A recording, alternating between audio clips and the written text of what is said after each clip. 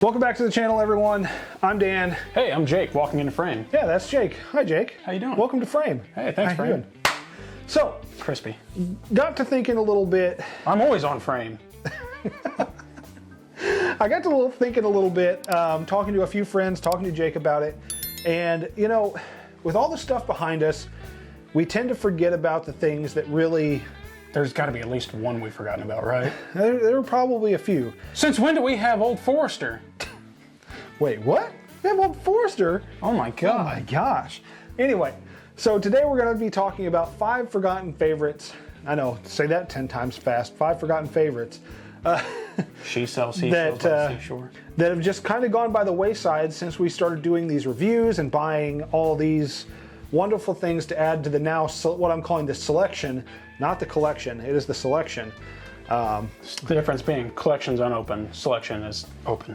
Selection is open. Anyway, so we're gonna go through 5 bottles. He's got 5, I got 5. You ready to do this? Let's do it. Let's do it.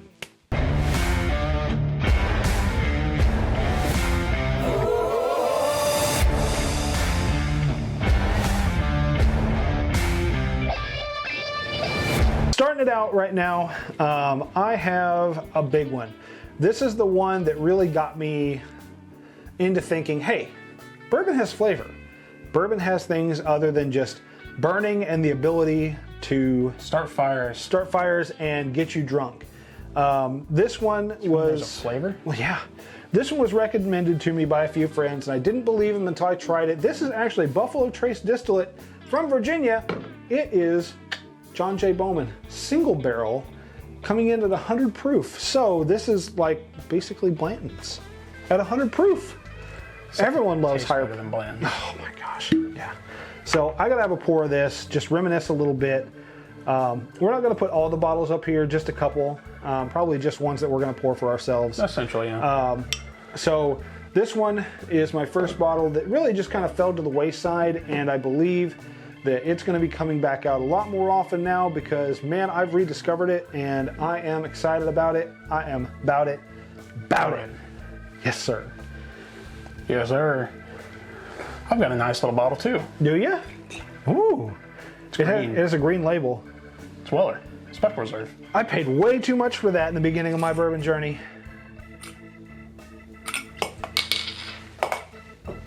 Oh, it's on the So floor. I threw it on the ground. It's on the floor now. That'll be there. That's where it's going to live for now. It's just a screw top anyway, right? Yeah, we're fine. So, Weller Special Reserve. For a big boy either. No. So, I paid $90 for my very first Weller Special Reserve, and it wasn't even the big boy. It was this one, and I thought I was, excuse my language, the hot shit. He was king poop. I was king shit for the day, coming out of the liquor store, and just big barrel chested into my Dodge Challenger at the time. Sitting there going, Taking the, oh no, I was taking the crock shots. I was doing everything. I was full tatering out. I got the Weller, and then I have won! Come to find out, well, I done fucked up, AA Ron. So, that being said, Weller Special Reserve is still a solid pour. You done messed up now, AA Ron. It's good neat, it's good over an ice cube, and it's amazing in a whiskey smash. We're having a birthday celebration for me in the coming weeks, and I think that's going to be on the menu with a Jacob Campbell whiskey smash. So, the second bottle of mine that I have totally forgotten about with everything else in this room, and I'm so ashamed to say it, because the cat that guards this facility would kill me for it. You remember the cat? Her name is Rye. Oh yeah. It's the Kentucky Peerless cat, Rye. So Kentucky Peerless Double Oaked. Turns out screw tops can also pop. So my second forgotten favorite would be Kentucky Peerless. Wow, that threw me through a loop. Kentucky Peerless is Double Oaked, which I think is probably one of the best Double Oaked bourbons on the market right now. Everyone's talking about Woodford Double Oaked. They're thinking about, you know, some Starlight Double Oaked, and the Old Forester. I believe it's the 1910. The Buffalo Trace Double. Oh wait, no, The Buffalo Trace Double Oaked, and then you have the Weller Special Reserve Double Oaked. No, the Jack Daniel's Barrel Proof Double. Well, they do twice-barreled stuff. We have the twice-barreled rye. They use that mesquite barrel. Oh, God. No, it's not bad. But the Kentucky Peerless Double Oaked is absolutely amazing, and I have a store pick over here, and then I have a bottle way over there that's about 3/4 of the way drank, and it just kind of got forgotten about. So we're gonna be bringing that one back out, and we're ultimately gonna finish that at some point. It's delicious. We're just gonna pass it back and forth in a video until it's gone. I'm sure that won't get knocked off YouTube for any reason whatsoever. Nah. I guess I'll jump from a Buffalo Trace product to a not Buffalo Trace product. Oh, I thought you were gonna say Buffalo Trace product to another Buffalo Trace product. No, I'll put a line between them. It's like in school, you got to double. Yeah. Okay. Double space it. Double space it. Yeah. So what you got? I'm gonna go with one of your favorite distilleries. Okay. Wild Turkey. Okay. 101. Quintessential. The small thing. The standard. Yes. I'm sorry, but sometimes you forget about the standard. Every single day that goes by, Wild Turkey 101 is just that standard. It is quintessential bourbon. It's big, vanilla, and leather, and oak, and caramel, and just there's a rye spice to it that just it hits just right. It's at the perfect proof. It's pretty wild. It is pretty wild. Turkey. And let me tell you what, it disgusts me that it is on either of our lists because it is, like I said, it is the quintessential bourbon flavor. But whenever your shelves get this full, eventually you stop looking at your basics. Yeah, you really do. And then you start looking at your other stuff like, man, I could have a Blanton's, I could have an Old Fitz. I can have an Old Fitz. I could have Russell's 13. E.H. Taylor. Yeah. So. Any of the E.H. Taylor. Yeah. So my third bottle here is actually a Sazerac-owned distillery. Let's get that right. But it's actually Barton 1792 bottled in bond. The bib. The bib. I swear up and down, there is a huge difference between the Kirkland bottling that's sitting back here. Which is just banana bread. It is banana bread. But their actual 1792 bottled in bond, I think there's a little bit of an age gap. Because the Kirkland does drink a little bit younger than the 1792. And I think the 1792 is probably maybe, I'm going to say 5 to 7 years. Probably. I'm going to say 5 to 7 years. I think the Kirkland, they really bottled that one at day of 1 hour old and dump it. Yeah. Yeah. Gets the next barrel. Scans the barrel ID. Nope, not yet. No. Put it over here. So it's 30 minutes. We got 15 minutes and 28 seconds on that bad boy. So next one. Yeah. Yeah, that one's good. That one's good. So yeah, 1792 bottled in bond is one that kind of fell by the wayside. Not a lot of my friends my circle of whiskey friends really enjoy it. So it kind of forced me to kind of forget about it. I grab this more than I do that, but it's right here. Yeah, it is right there. It's also fairly cheap compared to 1792. I mean, I got my 1792 bib and that 1792 bib. Well, that one was a gift. That one was a Christmas gift, or a birthday gift, I'm sorry. This one I got for $40.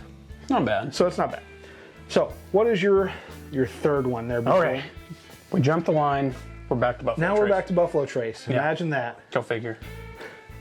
It's another standard whenever it comes to Buffalo Trace, too. I mean, it's like a step above your mid-grade. Okay. A tiny, incy-bincy, it's a step tripped over a pebble kind of stuff. It's a step above. Yeah. Eagle Rare. Eagle Rare. Eagle Rare. The walk into a liquor store, hey, I like Buffalo Trace, but I'm looking for something kind of different, but I also like this and this. I like sweet things. I like Wild Turkey 101. And the clerk looks at you and says, hey, we have a whole row of Eagle Rare sitting right over here. It's kind of like Buffalo Trace. It's from the same distillery. It's a little older. It's a little more mature. Sounds great, man. How much is it? $39.99. Out the door. Yep. At that price, Eagle Rare every day. Right before, we're talking, it feels like weeks before the bourbon boom happened. At least the bourbon boom around here. Yeah. Which is weird because we could spit and hit Kentucky from where we are. Mm-hmm. But there was a time, what was this, maybe 5 years ago? Yeah, 5 years ago. 6 years ago, where we could find Eagle Rare just sitting every shelf. On the shelf. I mean, granted, Blanton's was nowhere to be found. We never saw Weller Special Reserve, but Eagle Rare was everywhere. Random B-Tex. I think that was right. I think that was kind of towards the beginning of the Eagle Rare being a thing. Yeah. So he has his Eagle Rare, and then I have one from Heaven Hill that is actually a rye whiskey. Shocker. It's a rye whiskey. Shocker, heaven hell. So this one you might actually like because it's a barely legal rye. It's 51% rye. kind. I'm talking about Pikesville rye.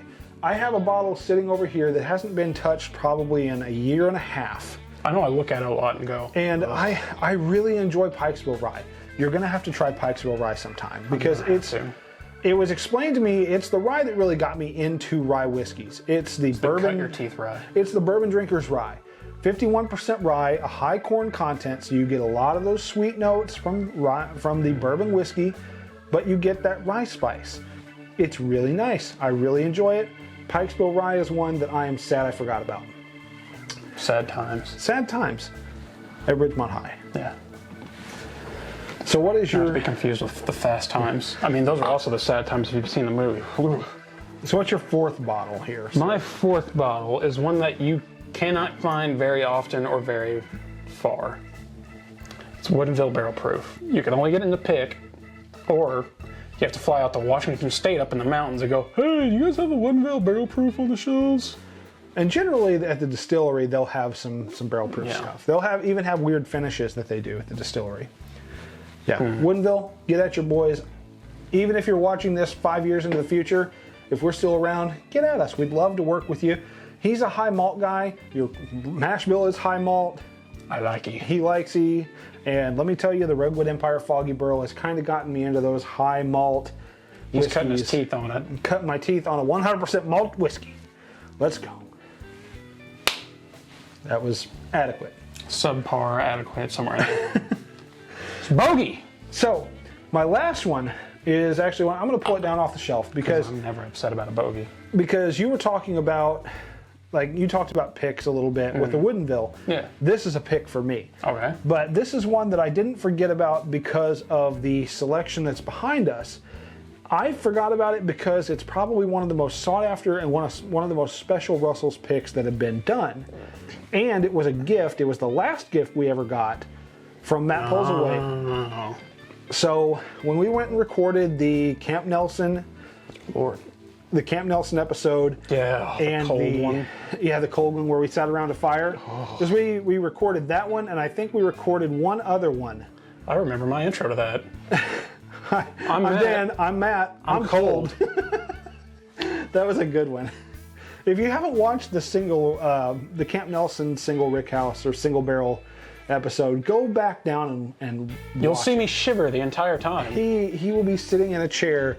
Hood up, Vest on. I'm cold. Yeah. Anyway, I'm gonna pull this one down here because it's sitting front and center. I just have to kind of get it out of my mind to drink this. Otherwise, it'll go. Because this is a Russell's Reserve pick from Camp Nelson Warehouse F that is 13 years old. It's called Float Like a Butterfly by Cave. It is, I believe this was a charity barrel done because there's a companion bottle to this that's called Sting Like a Bee. So it's kind of a Muhammad Ali kind of themed thing, but this Brought is to you by KFC. the Yum Center. Yeah. So, yeah, 13-year-old Camp Nelson F juice. I'm forgetting about this one simply because I want to preserve what's left in this bottle because I would love to take this to Virginia because Matt is now the head brewer or master brewer of Stone Brewing. US East. Speaking of, Stone US East, repping right here for you, Matt. Love you, buddy. Still looking good. That beard's bet you sexy as shit. That beard is righteous, brother. So, anyway, go on to your fifth one before I pop the cork on this and pour myself a big old fat pour. Generally, this one we can also only find on picks, which is weird because they don't come in a big pick. 375 picks. Oh yeah, And it comes out of Tennessee. oh great. He's talking about Dickel. Yeah. If I God bless America. Were you about to say Jick Dickel? I was about to say Jickle. You're talking about Jack Daniels, aren't you? Yeah, Jack Daniel's barrel proof. So Comes in little bitty pints. you are 100% right. I don't see the 750s anymore around our area. We live in southwestern Indiana, technically around the Evansville area. If you're ever in the area, Central time zone. That'll really narrow it down. The central time zone of Indiana. There's a little arch that hooks Indiana in for some reason. It's like Central Time, and we're right there. Yep. So we're in that little. Go that area. way, 45 minutes, you're out. Go that way, an hour, and you're out. Yep. So we're in that kind of area. So if you're ever in the area and want to look us up, what's up, man? Hit us with a message. What's up, chick? So, what's up, bro? Dude, guy, person? Dude. It's very general. Dude, to me, I call refrigerators and any non-animate objects. Dude. Something doesn't go right. Usually it's a disappointment, though. It's like chicken tenders aren't. Come on, dude. What are you even doing in there? So those are 5 bottles that we have kind of deemed our forgotten favorites. For one reason or another, whether they helped us cut our teeth into a whole different spectrum of whiskey, got us into bourbon altogether, or even, you know, just got shoved in the back of the shelf and forgotten about. So we'd love to hear from you. Now is where we're going to ask you to go down to that comment section. What are your 5 forgotten favorites? Again, say it 5 times fast. My goodness, I couldn't do it. 5 forgotten favorites in the favorite 5 list. That. So go down below, let us know about your 5 forgotten favorites, and also, just like Jake did, go down below, hit that like and subscribe button, hit that notification bell. Again! To become notified when we post new content, become a watcher, and help us on our journey to 500, and then on to 1,000. The big comma mark. Oh yeah, the comma. I haven't seen one of those in a while. I know, right? So, and at 1,000 subscribers, we will do a free bottle giveaway for you guys. Bottle information to come. For the subs, for all you subbers, you watchers out there. For all you watchers out there. And until we drink again, we want to remind you to share a pour with your friends and family. Because just like the movies, memories don't make themselves, guys. Amen. Cheers. Getting some good clinks on. I keep half expecting to see a crack. I know, I'm waiting.